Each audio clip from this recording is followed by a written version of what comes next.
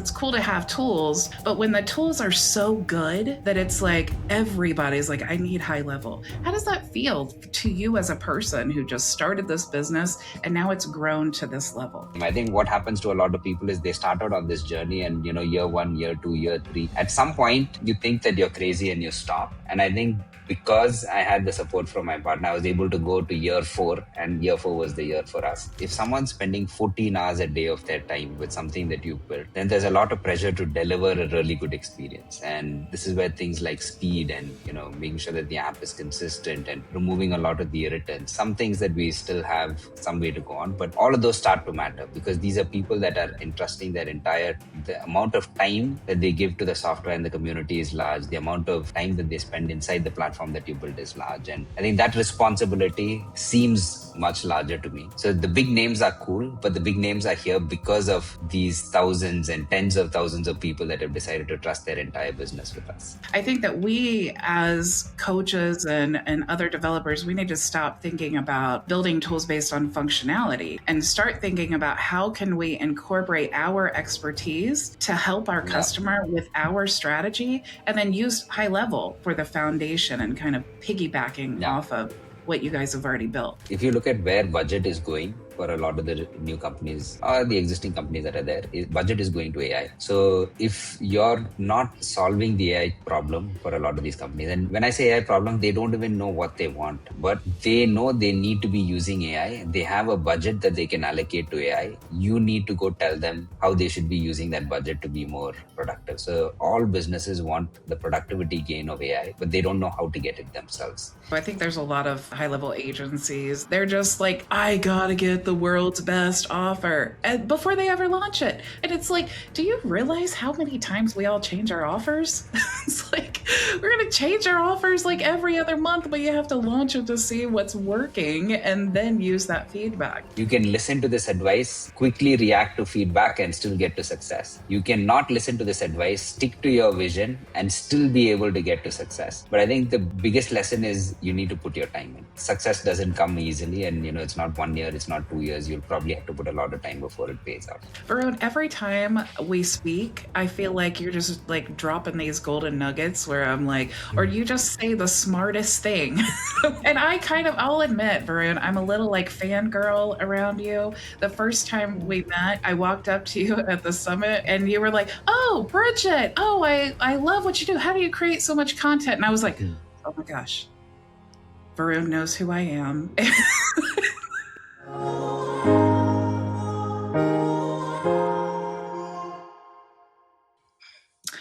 Welcome, everyone, to today's episode of the Leverage and Lead podcast. I'm Bridget Bartlett, here with my co-host, Marla Harmon, and I could not be happier to introduce my next guest, who's one of the co-founders of HighLevel. And if you're in the HighLevel community, you already know him. He's the V in SBR.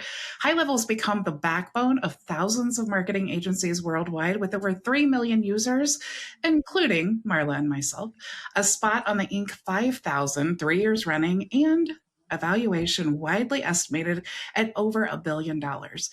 Varun Vairavan is one of the most influential builders in the SaaS world. Welcome, Varun. Thank you guys for having me. And I mean, it's great to be able to see you guys year after year because you've been here right from the start. You've been building with us, helping us get a lot of these decisions, right? So we're happy and we're lucky to have you as part of the community. Well, thank you so much for being here, Varun. I'm excited. I know there's so many people that have questions, and we're going to get to them. Yeah, honestly, we see Sean all the time, but Varun is like the mad scientist in the background. It's like, we want to know about Varun. And you know what, Varun, every time I've seen you, it's like you're being bombarded with people asking you questions. I totally get it. But I'm like, I want to interview Varun. And I think that there's lots of people who want to know, like, who are you, Varun? Like, what is important to you? And how did you get here? And how does it feel being in your position? These are all things that we're super excited to pick your brain about. So the very first thing I have to know, Varun, I think a of all the people in business right now, like I just saw you guys announced that you've partnered with Damon Johns from Shark Tank. So that's really exciting. So, how does that feel for you to have built a business and now it's being recognized by the biggest names in business? I think that's so important because it's cool to have tools, but when the tools are so good that it's like everybody's like, I need HighLevel. How does that feel to you as a person who just started this business and now it's grown to this level? Yeah. So I think this also goes slightly to the founding story a little bit. But when we first started building the company, the goal wasn't to build $1 billion company. The goal was basically two salaries. It's, hey, let's make enough so we can take $10,000 each and we don't have to work for anyone else. That was the vision when we started. So from there to here is a big jump. And I know a lot of people in the audience are probably in that journey right now themselves. But I think more than the big names, the thing that we get really excited about is seeing all of the people in our community. It's the volume, it's the number of people that trust us day in and day out with their business. And there's people in the community that spend 12 hours, 14 hours a day inside HighLevel. And that is something that really keeps me up personally, because if someone's spending 14 hours a day of their time with something that you've built, then there's a lot of pressure to deliver a really good experience. And this is where things like speed and, making sure that the app is consistent and removing a lot of the irritants, some things that we still have some way to go on, but all of those start to matter because these are people that are entrusting the amount of time that they give to the software and the community is large. The amount of time that they spend inside the platform that you build is large. And I think that responsibility seems much larger to me. So the big names are cool, but the big names are here because of these thousands and tens of thousands of people that have decided to trust their entire business with us. One thing I've noticed among all three of you, Sean and Robin as well, is all of you are so humble for one and incredibly user focused. And I think that has to be like a large part of where you've gotten here, like with the ideas board and literally allowing us to decide what gets built next. But I think that that's so awesome. And I would love you to talk about. But with the ideas list, there's something really, really cool. I've seen a couple of demos of this internally, and I'm excited to see how wide we can go with this and how quickly we can roll this out. And is it going to be big features, small features? But with AI, there's a couple of teams internally that have built a feature where you can look at the ideas list, and anytime an idea reaches a threshold, like let's say 50 votes, it can pick that idea up. It will do a lot of research, look at all of the other related ideas in the ideas list. It will look at all of the stuff in the Facebook group. It will research competitors. It will build design. It will write code, and it will then bring a human in for review. And all that person needs to do is review the work that the AI has done, and they can then decide to ship that feature. And the time we're going to start measuring is how long before an idea reaches that threshold and we've decided to build it. And then how long does it take to actually get delivered? And the goal is to get that down not to weeks, but to days. So hey, an idea reached 50 votes yesterday, and today it's live in production. And that's where we're like, well, maybe the way we do it is the people that voted for that idea, it goes live to them first. And once they get to play with it and approve it or something, it goes live to the wider audience. But that's how fast we want to go with AI now. That's crazy. That's like, I can't even speak right now because that's so amazing. I know. I have goosebumps. That is so awesome. You guys are so revolutionary, honestly. Yeah. Like every time, and I think that really kind of leads us into this important thing that I think a lot of third-party tools or developers are feeling right now. Like, I have this great idea. I'm going to develop this software, but HighLevel just came out with it, And I think that there's such a large market with agency owners thinking differently about software, partially because of vibe coding and HighLevel itself. There's a moment in every solopreneur's journey where they decide to stop being a freelancer and start being a CEO. That transition starts with strategy. It starts with having a clear, documented plan for who you serve, what you sell, and how you say it. It starts with having a professional business model. Most people never do this. I want to help you do it for free. I'm Bridget Bartlett, and when you click the link below, I'm going to give you a free account for my Vision Blueprint software. Its sole purpose is to help you create a stunning professional brand guide. It's a step-by-step wizard that helps you think through everything from your customer avatar and brand voice to your value ladder and calls to action. It's the foundational document that separates a hobby from a real business. And once you have that foundation, I want you to come and watch how to build on it. Your free account also gives you access to my private community where you can watch me coach my paid clients live 4 days a week. If you're ready to professionalize your business and build a real brand on HighLevel, this is your first step. Click the link to create your free brand guide now. I think that we as coaches and other developers, we need to stop thinking about building tools based on functionality and start thinking about how can we incorporate our expertise to help our customer with our strategy, and then use HighLevel for the foundation and kind of piggybacking off of what you guys have already built. Exactly. And I've told a lot of marketplace developers this. The way we think about it is, I mean, there are some myths over here, right? There's a myth that, hey, HighLevel looks at what tools are popular in the marketplace and then they'll just copy them. But the reality is, the reason they're popular in the marketplace is because there is a wave that they're riding right now. For instance, like once AI became popular, the conversational AI agents like that help you with text messages, live chat, whatever it is, became popular across all platforms. Or when the GPT models first came out, writing content, whether it was companies like Copy, Jasper, like it was a trend across the board. And all of the marketplace apps ride that trend as well. But at some point, what happens is, as a platform, if we are not riding that trend, we don't get the sign up for the platform at all. Because people are looking for the hot new thing in the market, and that's what people are willing to invest money in and sign up for. So if we don't have the hot new thing and we're like, well, we have a bunch of other tools, but guess what? Once you sign up for our platform, you can go to the marketplace and find the hot tools that you actually want. Then we lose the sign up to HighLevel altogether, and thereby the marketplace as well. So that kind of forces us to stay current and stay with the trend. But I've told a lot of people exactly what you just said, is don't build horizontal, is don't compete with HighLevel on the tool, compete with us with depth.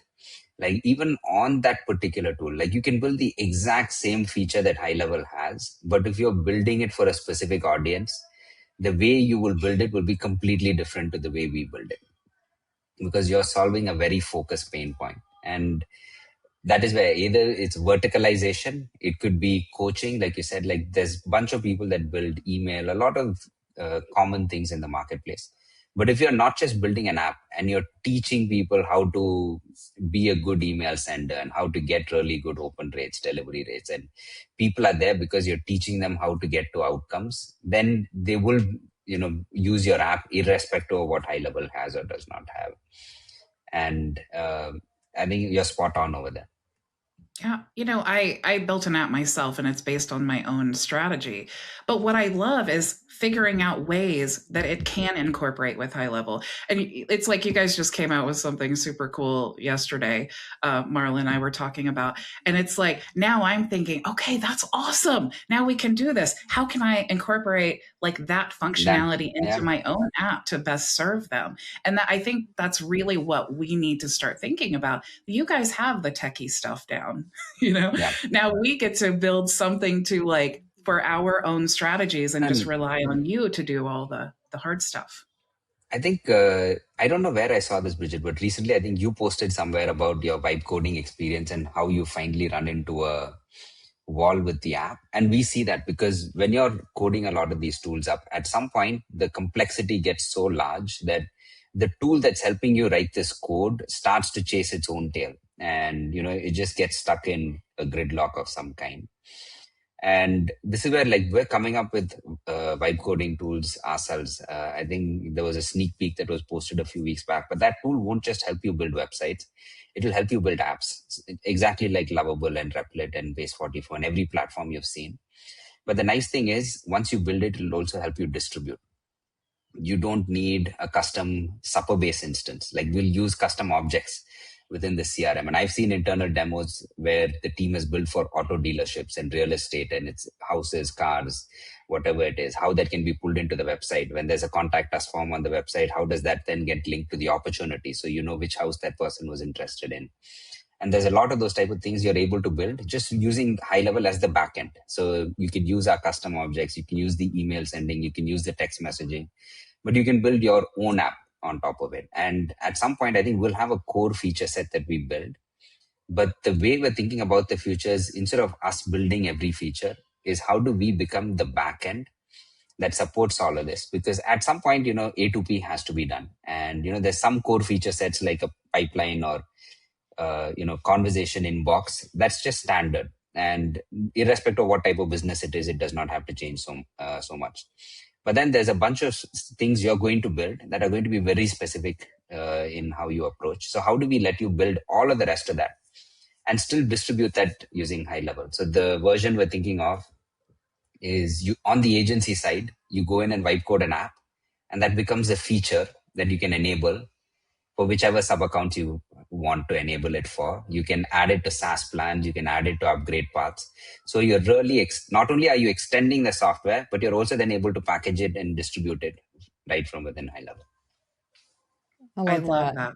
Yeah. And I love too that you're focused on being creating our own builder instead of us having to integrate with other providers like Lovable. So that's awesome to see that your focus is on creating an entire backend ecosystem that we don't have to rely on external providers. So that's great. Yeah. No, and like everything we do, this isn't our own idea. I think about 4 or 5 weeks back, Robin brought up this idea of, hey, I think we should go out and build a vibe coding tool. And I mean, the immediate thing that I had was, it was just full of objections. It was like, well, no, but it doesn't make sense. And why should we be building a vibe coding tool? And, if you look at people that are using vibe coding tools, there's a lot of people that are having incredible success with websites using vibe coding tools. And then there's some people that build apps, but a lot of those apps never get to production. And it was like, well, it feels very hobbyish today. I don't know that people are able to build tools to get to real outcomes. But I kept giving that objection. But and then eventually, I don't know if it was Robin or Sean, they were like, well, forget the objections. Just let that message sit with you. And I was like, well, okay, so I'm going to stop objecting to this. I'll just let that message sit. And slowly over time, like once that sits, right, is you start seeing patterns everywhere you look. And I was like, well, there's all of these limitations that we have with the website builder that we have today. And guess what? And we tried to solve it by adding funnel AI, which can vibe code a funnel inside the existing builder. But I was like, well, if we drop that constraint, the models actually know HTML much better. And again, this one came from someone on the team, but the models actually know HTML better than they know our JSON and our builder. So if you let the models build in HTML, they're going to build a better site. Today, we have issues around compatibility. Website and mobile now exist, but not tablet. And even then, not all of our templates work great there.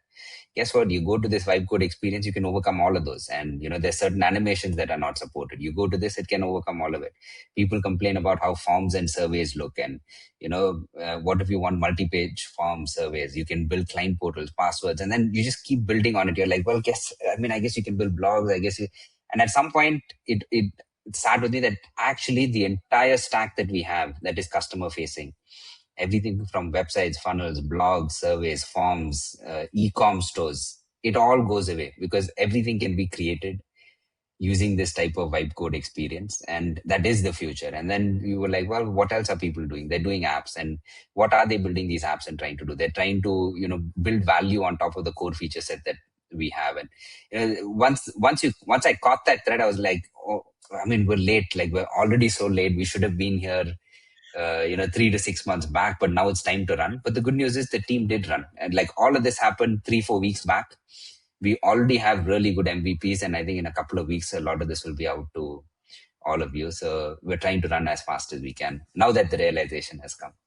And Varun, I want to just mention on that note of your team running, HighLevel is by far the fastest to deploy or develop and deploy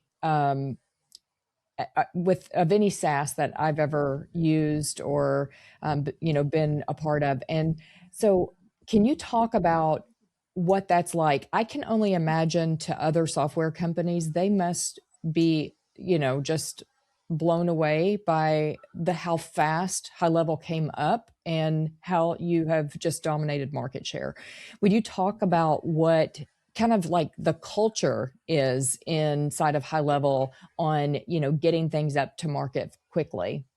Because that's not an inherent trait of software developers. Fast, do it fast. So I'm sure you had to overcome some obstacles there. Yeah, no, and and the challenge with anyone in engineering is things need to be perfect. And things need to be architected for scale, even when there's no scale. And a lot of that is getting people to see that, hey, you're solving a problem that does not need solving. Is until people even start showing up and signing up, you don't have to go out and solve for millions of users of scale. And the challenge you'll have is anytime someone runs into the millions of users, they'll always say, I knew that we should have written for scale from day one. And, if we had done this day zero, we would have been in much better shape when we got here. But what people don't see is that has the survivor bias of the only reason you're saying that is that you were able to get to this point. And the only reason you were able to get to this point might have been because of how fast you ran. And that's something that we caught on early is, hey, people really want all of the features. One thing that people kept saying over and over again initially was people love the all-in-one, because they love not having to string multiple different tools together, both from a price standpoint, the subscriptions, and from the fact that it kept breaking all the time. And so we knew that for us to make sense for most people, we needed to have all tools. And if we're going to have all tools, and when we're starting from zero and we're building our team up, there's no way for us to have all tools at the same level as all of our competitors all on day one. And AI was not big then. So that's why we came up with this idea of, okay, so 20% of the features in any given platform carry about 80% of the weight or have 80% of the lift. So how do we make sure we get that 20% out as quickly as possible? And there are a lot of advanced users that still say, hey, it doesn't make sense. And, the skateboard model and none of this adds up, and HighLevel builds crappy tools. But what they don't see is on the other side, there are millions of businesses that are using HighLevel every day successfully and not running into the same limitations they are. So they are right that, for a particular audience or the way they use a particular feature, we might have been missing a thing or two, but we found a way to make it make sense for a very broad audience. But that being said, I think today with AI, that fundamentally changes. With AI, we don't have to do the 20% of the feature.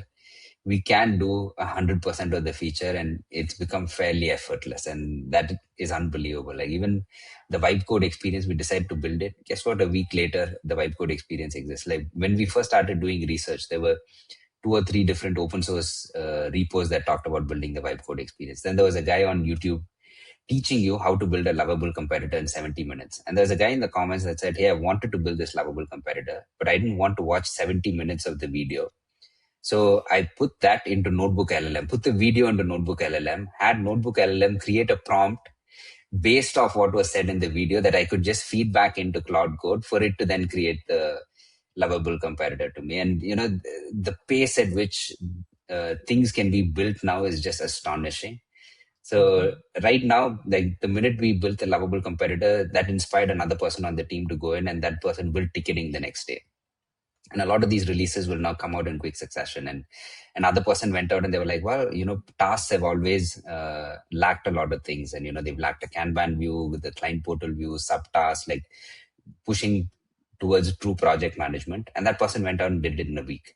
So now we're really able to just run through and, fill all of the gaps that we left open in the past. And I think it's definitely an interesting world. I don't think the features matter anymore. I think all tools will be full featured and will have every piece. I think it really comes down to the community, and it comes down to the pricing strategy. It comes down to things outside of software that determine your success. So we won't have snapshots anymore. We'll just have a really good prompt that we just put in the account and it's going to build all the stuff. Exactly. It's almost like you've already figured out the end state over here, where that's it. Like, and you won't have templates anymore, because what is a template? I mean, why do you need a template? A template is just a prompt, and with every spin, it at least adds enough of a difference that it's not the exact same regurgitation. So, a prompt template is much better than a funnel or a website template. 1,000 times. Mm-hmm. It's incredible.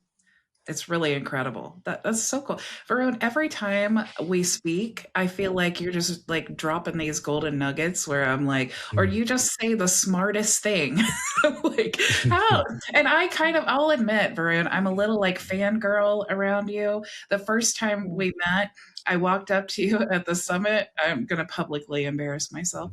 And you were like, "Oh, Bridget, I love what you do. How do you create so much content?" And I was like, "Oh my gosh, Varun knows who I am." No, because where do you think I get all of these ideas from? Is all of these ideas are just from watching everyone in the community. So half of them are probably yours. I love it. I will definitely take that. And I'm probably going to take this clip and then show it to everybody I know. Like, look what Varun said about me. I love it. But you know what, Varun? You have some, like, we haven't spoken that much, but there's something about you. I just was talking to Marla about this too.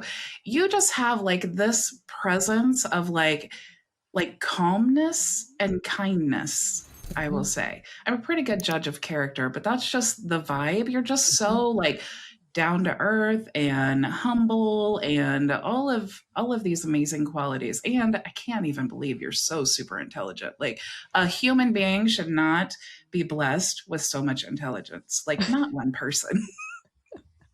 I think on the outside it definitely looks much better than it is on the inside. I think on the inside it's a lot of continuous learning. I think a lot of conversations, like even to this, right? Like even with things like the vibe code experience, the idea was seeded by someone. There were probably 10 conversations along the way. There were probably hundreds of pieces that I consumed online, but it really is just a recycling or an amalgamation of all of those pieces, and that comes out looking smart. But in terms of calmness, that piece is true. So I am generally very, like, even right now, I just got off so I live in Qatar, and right now, as you know, it's not the nicest place to live. There are bombs flying overhead. So we just jumped, and there were no flights out because airspace was closed. But I basically just jumped on a flight with my family and just landed in India exactly an hour back. And there was no anxiety through all of it, and I just jumped on to do this call. So in that sense, yes, I am calm. So that's something that I will take credit for. Now you're like my new superhero. That's incredible. And thank you for like being on the podcast. You totally could have canceled and I would have understood. Yeah. Oh, no, I mean, I saw it on the calendar and I decided, well, I mean, might as well do it. It's not like I had anything better to do. So Varun, you live in Qatar, but you're from India, right? Exactly. Yeah. And so through this, we were like, well, it's holidays as well now for the kids in school. So what happened is once the bombing started, school went remote, and then we were like, and airspace closed as well. So it's not like we could have left even if we had wanted to. So they started to run some repatriation flights where some people were going back. So we just found a way to get on one of those repatriation flights. And I just landed in India, but in Delhi. So Delhi is not where I'm from. So tomorrow morning we take another flight and we fly to either Chennai or Coimbatore, which is where I'm from in India. So basically go back home for 3 to 4 weeks. And then depending on how the situation evolves, we'll probably take a call then. Does this sound familiar? You have the world's most powerful marketing tool, HighLevel, but you're still not sure what to say. What's the right message for your customer? What should your emails sound like? What's the perfect call to action? This isn't a tools problem, it's a strategy problem, and you can't build a successful business on a shaky foundation. That's why I want to give you the tool to fix it for free. My name's Bridget Bartlett, and I want to give you a free account of my software, the Vision Blueprint. You can use it right now to create a professional, comprehensive brand guide for your business. This guide will walk you through defining your customer avatar, your brand voice, your value ladder, and your calls to action. It'll help you create a real professional business model. This is the strategic clarity you've been missing, and it's yours for free. Your free account also includes access to my private community, where you can watch me coach other HighLevel users live 4 days a week. You bring your own HighLevel account, and we'll show you what's possible. Stop guessing. Start building a real foundation. Click the link to get your free Vision Blueprint account now. What took you to that area? Well, that's part of the founding story. So when and Sean and me have known each other for a long time. So when we decided to build something together, Sean was just coming off a previous SaaS company. I started something with my brother, which didn't work out. There were two things. There was an application and an actual brick and mortar business. So we were running sporting facilities that you could, just show up and play in. And I realized that I like technology more than I liked running a brick and mortar business. So when Sean and me decided to build something together, I had no job, I had no savings, and my wife had a job in Qatar, and she was going to support me through the whole thing. So I moved to Qatar purely because of that. And Sean's wife supported him as well. And that's kind of how we built the business. So for 3 or 4 years, we had no pay. Like our wives were paying the bills. When I think 2019 was when we had our first child. And just about the time when our son was about to be born, that's when I got the ultimatum, is you either need to be able to pay for some of this, or you need to jump in and you need to help take care of the child, because we can't do it on one income. And lucky for us, we were able to actually make enough money that we could get help. But it was 3 or 4 years of no pay, and that's how I landed up in Qatar. Is my wife had a job there, and I moved. So I bet she does not regret that decision at this point. Yeah, no, and through that somehow she definitely is more accomplished from me, at least academically, because she did a bachelor's, a master's, a PhD, and she does research in pediatric oncology. So in that way, I guess she is more of the academic. I'm kind of the, things will work out, we'll find some way to make it work type of person. I can see that. When I was building my business, my husband did the same thing for me. It was like I was riding the struggle bus, and at one point he kind of did tell me, maybe you should get a job. And I'm like, I can't believe you said that. Like, so insulted, it hurt my feelings. But it's so cool now to have made my business successful, to reward him with things. It's like, you stuck with me and you supported me, and he had no idea what I was doing, all this techie stuff, but he's like, I believe in you and I'm going to support you even though I have no idea what you're doing. So it is so cool. I'm sure that now you just love to spoil her, and that has to definitely take on a new level of respect and love for her, because she truly was your partner when you had nothing. Yeah, exactly. And I think in a lot of ways, and I think people realize this at some point in their lives, but the person that you decide to be with, I guess, is one of the biggest decisions that you had. Like growing up, I never thought I wanted kids or wanted to have kids. She didn't think that as well. And we now have 3 kids, so that's a lot of responsibility, but we're really happy about that. I think just the life that we've been able to build together, and that a lot of that is purely because of supporting each other and being able to be there for each other. I think I definitely feel very blessed. I think in those moments where you're struggling, and you see, and I'm sure that took another level of it made another burden for you, I guess is what I could say, just because you knew that your wife was doing this and you're the man, and I'm sure that was like a prideful thing. But did you ever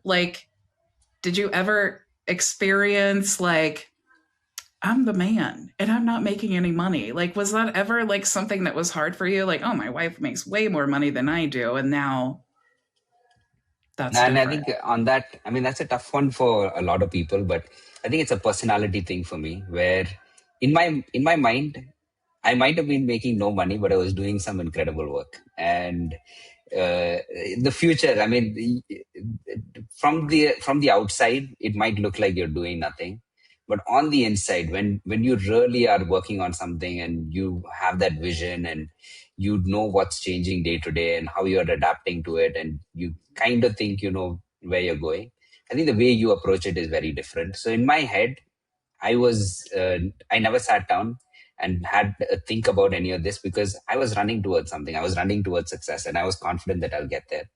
I think a lot of optimism that might have been unfound because it does take a lot of time. I think what happens to a lot of people is they start out on this journey and, you know, year 1, year 2, year 3, at some point you think that you're crazy and you stop. And I think because I had the support from my partner, I was able to go to year 4, and year 4 was the year for us. So in that way, I think a lot of optimism that I had helped. And that's just something that I have naturally. So in that, I'm lucky. Did you feel that level of optimism when you were working on a business with you said brother? And you Yep. said that didn't Like work even out? then, no. So with my brother, I think the thing we realized is initially our idea was, hey, let's build an Uber for sport. But we realized that at least in India, the number of places to go out and actually play sport didn't exist. And what will happen is if you tax the person who's using you to find a facility and players to play with, they're going to find a way to bypass you. They'll use you for the discovery, but then they'll go direct. If you try to tax the brick and mortar business, the sporting facility, a subscription fee, then maybe it works. But a lot of those people, again, back to what we've learned through HighLevel, is small businesses care about sales. They don't care about software efficiency. Like they'll do it on pen and paper if they have to, as long as more money is coming in the door. And, you know, we felt like we wouldn't be able to sufficiently provide value to, tax them. And the number of those facilities that existed was low. So we knew that the idea that we started with was going to fail. Like independently, I think both of us were confident that we will entrepreneurially be successful, but that idea that we were working on was going nowhere. And that happened even on this journey. So like once Sean and me, and I think once the brick and mortar business started, what changed was my brother was really passionate about sport, and he actually enjoyed playing sport. He enjoyed running that brick and mortar business. So the split of that was his dream and his business. And now I had to go and work on my own. And even when Sean and me first started with tech, we failed a ton. Like we built an invoicing app for SMB, did not work out. We built a HVAC company app, similar to like a Jobber house call pro. It was called Service Pro Max, like a amalgamation of all of the house call service app names. And that didn't work out. We built Prosper MD for doctors. That didn't work out. So we built lots of different applications that didn't work out. So I think in terms of being optimistic about you being successful, I was definitely optimistic, but we were never tied to any of these ideas. Like, if we were hearing from our customers that it did not make sense, or if we were hearing from our audience that it didn't make sense, we just moved on to the next thing. So it's really important to listen to feedback and not be adamant about your vision. I think there's a few people like Jobs that are able to pull it off every once in a while. But even if you look at those type of personalities, they are listening to the market. There's a bet or two that they have where no one else sees it and they see it. But for the most part, the way they got to where they were was by listening to what's working and what people want in the moment. So I think it's really important to listen to your customers and keep changing or adapting. I think that's really important. Like you had the confidence in your skills and the path that you were going to take, but just not every idea that you had. I think that's really Exactly. important. How do you build something and then let it go? Like, how do you make peace with like, oh, just build it, it's not going to work out, moving on to the next thing? Is that really easy for you to let go? Because I know a lot of people, especially developers, like, I built this as my baby, I can't let it go. No, I mean, it depends. And I think it changes from app to app. Like Invoice Ready, the first app that we built, and we grew it to, about 4.9 stars at 10,000 plus businesses, but it was an Android only application. But, there was a good year of effort, and, there was varying degrees of success through it. But the realization was, hey, this is never going to be a big app. So let's drop it. But when we built Service Pro Max, we did not sell it we built 6 months building it. We had a mobile application, we had a web application. It had things that HighLevel does not have today. It had job dispatching. So once you book an appointment, you create an estimate, book an appointment, you create a job, and there was job routing, there was clock in, clock out, because, on a job, a service technician that goes into a house, has to log hours on that job, and all of that then gets bundled into a payment. So there was a ton of product that we built that zero customers used, because just trying to find customers for that particular app, we realized that, hey, this is not going to succeed. Like, unless we raise a ton of capital and we're able to burn it to be able to acquire a few customers, like we'll have to burn capital for 12 to 18, like lose money for 12 to 18 months before we make that money back. And that realization meant that we just threw that work away and then moved on to the next idea. So that was, 6 to 7 months of work that we just threw away overnight and then moved to the next one. Was there ever a moment while you're building HighLevel where you're like, oh, this is the thing? This, of all the apps, of all the things that we've built, that was every idea. that is where the optimism kicks in, right? Is every new idea is the best idea and is the idea that's really going to click.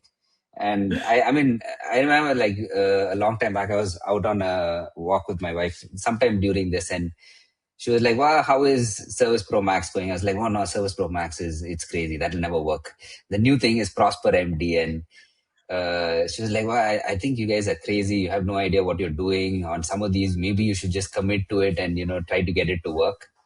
But we just kept going on all of those. And I think, but both sides, and these are the tough things, right? Is there's a bias in all of these. You can listen to this advice, quickly react to feedback, and still get to success. You cannot listen to this advice, stick to your vision, and still be able to get to success.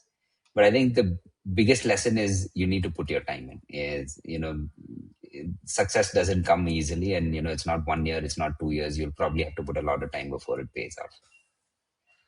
That's so true. I think there's a lot of HighLevel agencies that they spend so long just coming up with something like an offer, and they spend so much time, and it's like they're not launching anything. They're just like, I gotta get the world's best offer before they ever launch it. And it's like, do you realize how many times we all change our offers? It's like, we're gonna change our offers like every other month, but you have to launch it to see what's working and then use that feedback. So that's so smart, whether you're talking about software or just your offers or whatever it is, your package that you're bundling together, how you're positioning things, all of that, you just have to launch it and see. Like, I mean, with HighLevel, we have people that ask us all the time, hey, why HighLevel? Why the 3 arrows?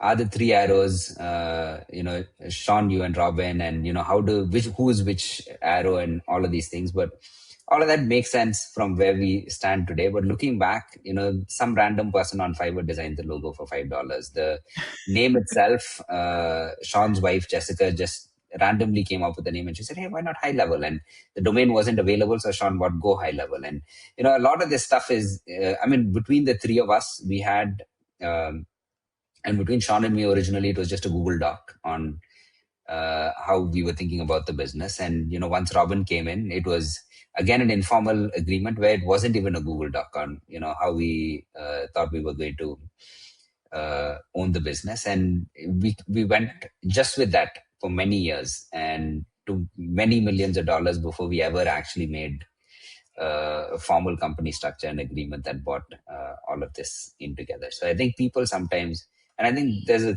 lot of parts in the founding story, like like when my wife said, hey, it's time to make money, that week, Rob Bailey was having an event, a mastermind in San Diego for 40 people. And he invited us to it. Sean and Robin were on the flight. They built the website, but the website didn't do anything. Like people would sign up on the site and, it would fill up a Google sheet using Zapier. And I looked at that sheet as it filled up, and then I started creating the accounts. And there's so many aspects of this where we never spent time on what did not matter. Like if that problem is really painful, then it's earned the respect to matter and you can go solve it. But until it gets painful, don't give it that attention. Wait for it to become painful before you put in that effort. Oh, that's good. I've heard the story several times about you guys doing your first presentation, and I think it was you. And so Robin and Sean are doing the selling, and you're in the background, like signing everybody up and doing all that. And I think that is such a good message and such a good story for high levelers to know. It's like, you guys have built this amazing business, and that's how you started. You didn't wait till you had the most beautiful website that you spent 10 grand on, and you didn't wait until like everything was beautiful and perfect. You just launched the thing, Yeah. That's so inspirational to people to know that. It's like, you guys started out like this. No one else has an excuse. You don't need to spend 5 years building an offer or a website.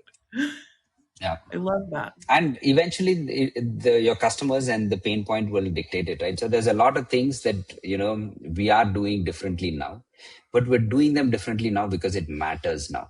And that is, I think, the key is wait till it matters. And when it matters, you need to be able to go out and get it done. I totally agree with you. What if you could be a fly on the wall 4 days a week as a 6-figure agency owner coaches other high-level users live? What if you could see the real-world strategies, the live troubleshooting, and the aha moments as they happen? No theory, no fluff, just real coaching with real business owners working on real problems. That's exactly what I want to invite you to do. My name's Bridget Bartlett, and I want to give you free access to watch my live coaching sessions inside my private community. 4 days a week, you can look over my shoulder as I help entrepreneurs just like you build and scale their businesses on HighLevel. And to make sure you can apply what you learn, I'm also giving you a free account for my Vision Blueprint software. You can use it to create a professional brand guide for your business, the same foundational document that my paying clients use. It'll help you map out your value ladder, define your brand voice, and finally get clear on your business model. This is your chance to get the strategy and watch the implementation for free. Now, click the link below to get your free Vision Blueprint account and your front row seat to live coaching. All you need is your own HighLevel account to put it all in practice. So, Varun, let's get a little bit personal, if you don't mind. When you ever have a day off, what does that look like for you? I mean, it has changed. I think about 3 or 4 years back, I had a friend that, kind of had a similar lifestyle to mine, who ran into a health issue. And that was a wake-up call for me. And I have really young kids as well. So I think since then, I've started prioritizing my health a lot. So every day, no matter what I do or don't do, I mean, I'll go drop the kids at school, come back home, and I'll run or do something for 30 minutes. And then I'll do weights or something for another hour. And that's non-negotiable.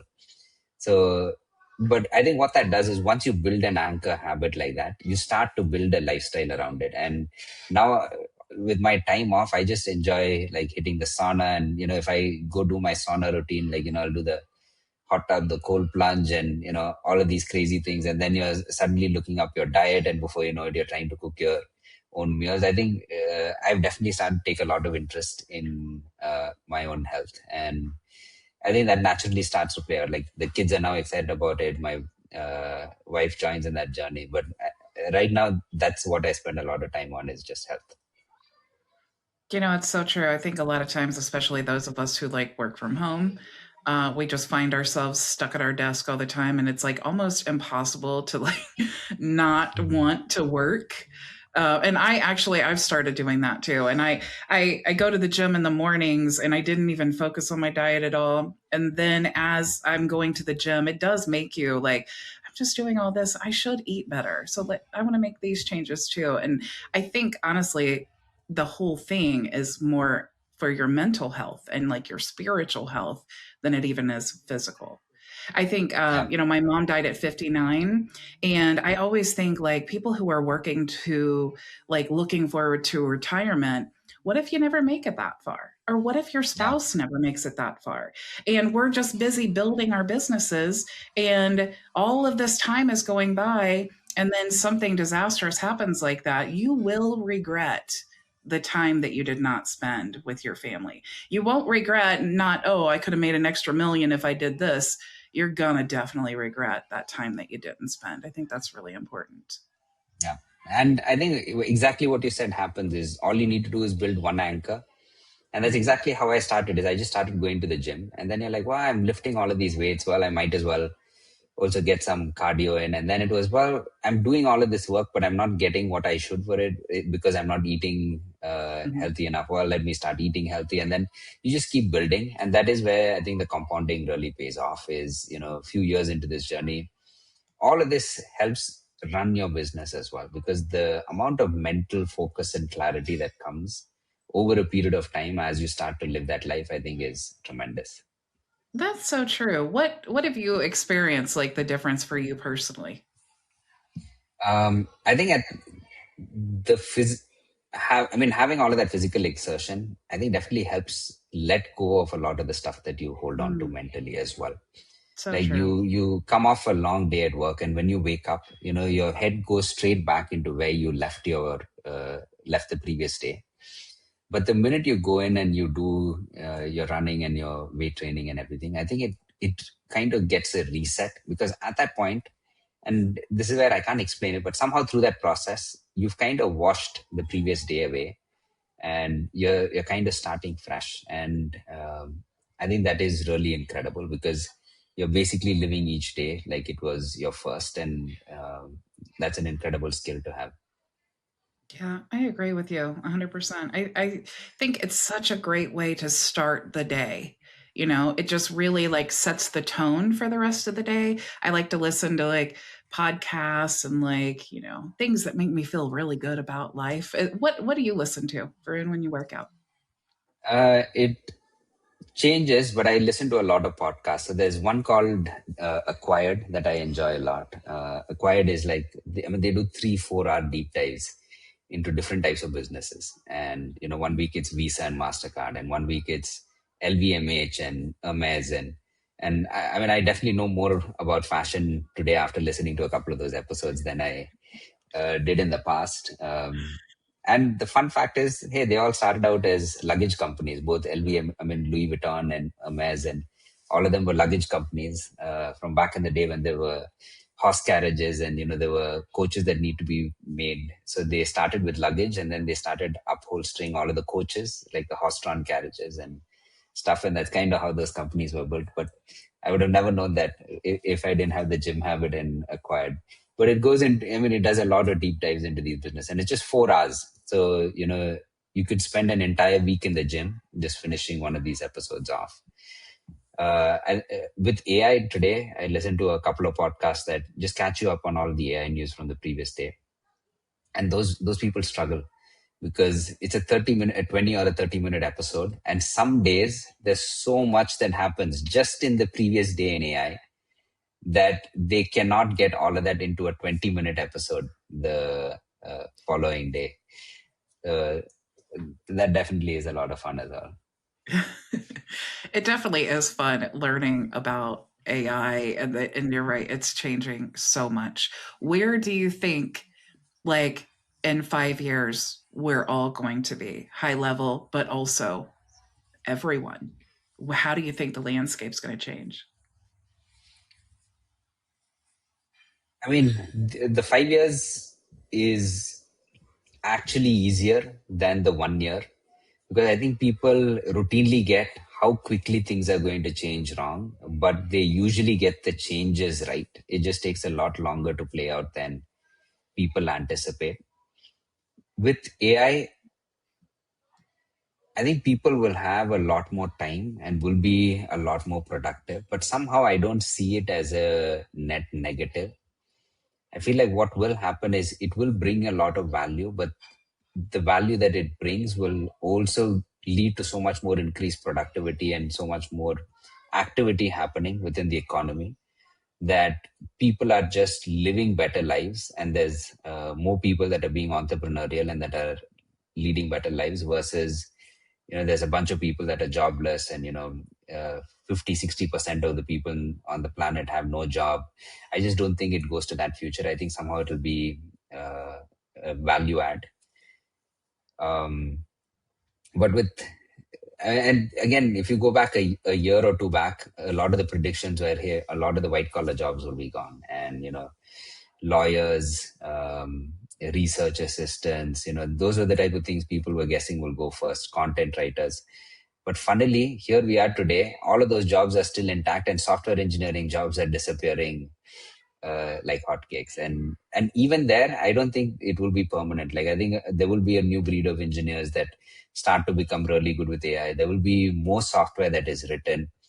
I think things that did not happen in the past. I think a lot of agency owners will hire engineers on staff, like forward deploy engineers, because like right now, Bridget, you're vibe coding all of these applications. At some point, I think you'll have a team of people that are working with you, helping you keep all of this technology that you're building up. And that technology for us is hopefully built on top of HighLevel, but there will be a team that's helping you keep all of this technology up. So even there, I think the number of engineers working at a company like HighLevel might start to slow down or stabilize. But I think all of those engineers will now be working with your companies, because the last mile delivery of how that software is written and delivered into all of these SMBs starts to change. So I don't think engineering reduces. I just think the number of engineers required by a company like us reduces.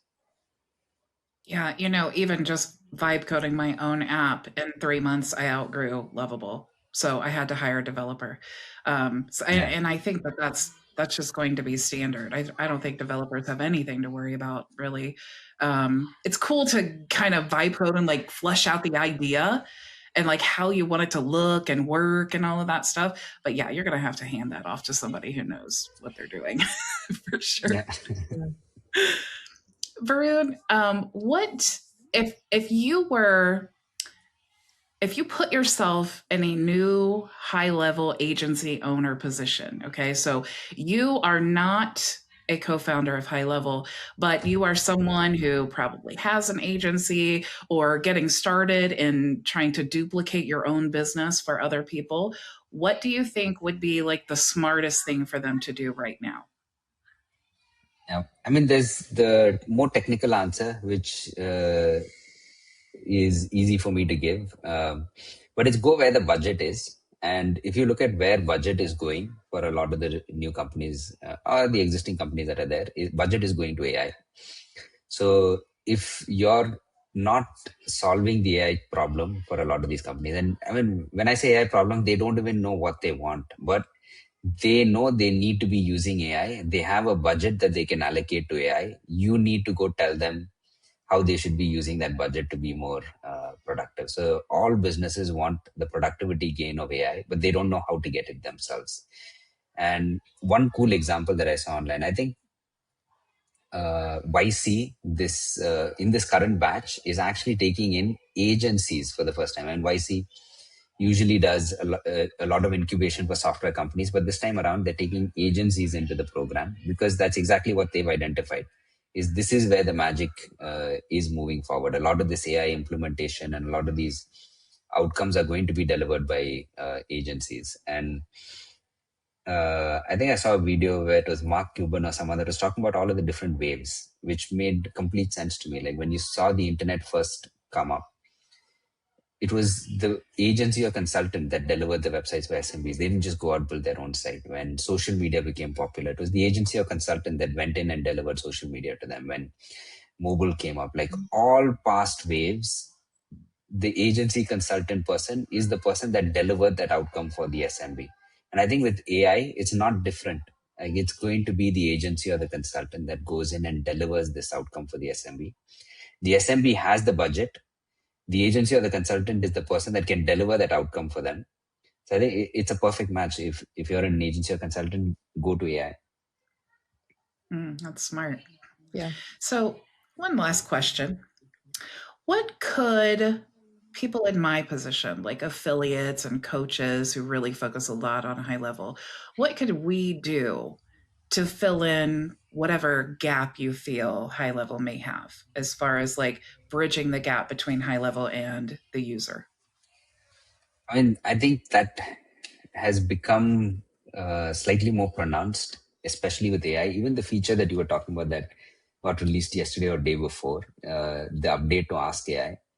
I think it's very, very hard to articulate how much you can do with that feature. Like I saw a few examples online where people were talking about, hey, how did it go fix SEO for me across all of my assets? And it can build voice or conversation agents for you. There's so much that something like a tool like that can do that people almost don't know where to start. And in some of these cases, you need to be, and this is a challenge I have myself, and I've been advising my team as well.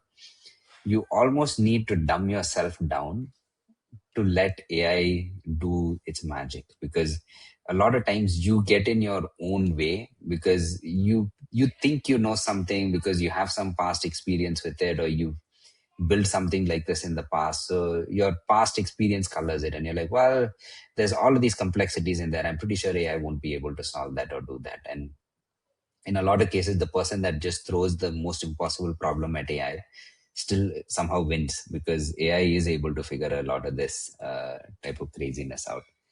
So, like with the tool that we launched yesterday, it comes down to what people uh, can ask, like, or teaching people that they can really go and ask anything of it. And I think that requires a lot of training and retraining, where you need people to be able to go in and approach this a completely different way to how they have in the past. Yeah, like we should be able to build in like almost like custom GPTs, because it's Yeah. kind of like Chat GPT. When Chat GPT came out, they're super excited and everybody creates their account, and then they're just looking at this blank screen like, I don't even know what to do now. How do I? And Yeah. then prompt engineering and all of this stuff was born from it.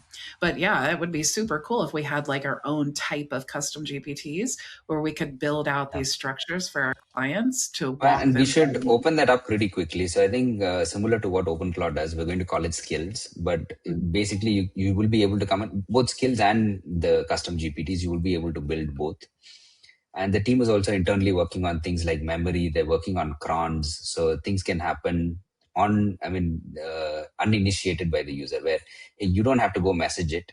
It can follow up with you on something, where it can set a reminder for itself to check something 5 minutes later, 10 minutes later, and it can reach out. Hey, it looks like this person still hasn't replied. Do you want to jump into the app and reply to them? Or, you can have it do more proactive stuff. So there's a lot of those type of foundational pieces that will be opening up. But again, I think this is where people will have to come in and build on top of it to actually build useful things for businesses. I love it. Going forward, do you think that, could you give an estimate on how much of the future development is going to be centered around AI? I mean, would you estimate that? Because I know in the past it was nothing at all, and then it kind of moved to a lot of conversation and that kind of thing. And then, so how much of the time of your developers now are focusing on AI development? So I think in terms of team, right now it's about 20 to 30% of the team that's focused on AI. But I think the outcomes that those teams are able to have is really large. Internally, I'm pushing for a lot of people to work as a team of one. This is the idea that, hey, you know what your customers want. You're able to use AI to go do a lot of the research. You're able to use AI to build design. You're able to use AI to write code. So we shouldn't have all of the silos that we once had, because if it's like a factory floor and things need to go from person to person and be handed off to be completed, it takes much longer. And today AI is able to be that person and do a lot of this on the back end for you. So although it's a smaller portion of the team, we're seeing move faster. But I also think we'll pretty quickly get to a point where a lot of the gaps that existed in all of the past features, and I'm not talking years away, I'm talking months, like 2-3 months, where, hey, guess what? There were a bunch of things that HighLevel opportunities could not do before.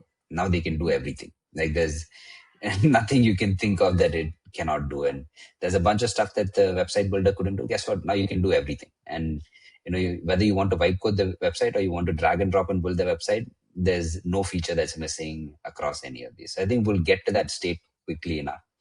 I think the day we get to that, a lot more of the team's work will become AI. But today it's a balance. It's making sure that on all of these features, we get to that state of, hey, guess what? These are the best in class tools. They are top of market, can do everything that every other tool in the market can do. And then we start to transition those people more into the AI world. But with AI, the way we think about it is how much time are we able to save? Because there's a lot of people that are working on tools that summarize and, create content and those type of things, where maybe it makes a minute's job much simpler or a 5-minute job much simpler. But true value comes where you can take hours, and if it's hours every day, that's incredible. Like if you're answering every call for a business or replying to every text, that's an hour or two every day that you're saving for that business indefinitely. That's huge value that you're creating. If you're helping an agency build a website where they would have hired a team before, but now they have a starter prompt that they start with and they make a few tweaks, and in 10 or 15 minutes, they're done building a website for a client. That's 4 or 5 hours of time that you save for an agency. So in terms of the AI features, I'm asking a lot of our team to think about, hey, how much value are you creating? How much time are you saving? Because if all you're doing is taking something that would have been visual or something before and you're throwing it into GPT, spending additional compute to just start writing that back as text, that's not enough value. And this is where we should be saving hours of work for someone. So we're looking at this year, probably at Level Up, you guys are going to introduce the new feature where it also reads our minds, and it can just do anything. I have an idea, already done. I love it. We'll try. Yeah. I know you will too, for sure. Varun, thank you so much for joining us. And you and your family are going to be in my prayers for sure. I want you guys to stay safe because we need this mind reader to be developed. But also, Marla and I can definitely speak for the entire community. We adore you, and we're so grateful for the work that you are doing, as well as the rest of the HighLevel team. So thank you so much for joining us today. Awesome. Well, thank you, Bridget. Thank you, Marla. Thank you. Give our best to the team and stay safe. For sure. And we'll see everyone else on the next episode of Leverage and Lead. Bye. If you enjoyed this conversation, make sure to subscribe so you never miss an episode, and join the Leverage and Lead private community for live coaching 4 days a week at leverageandlead.com. We'll see you inside.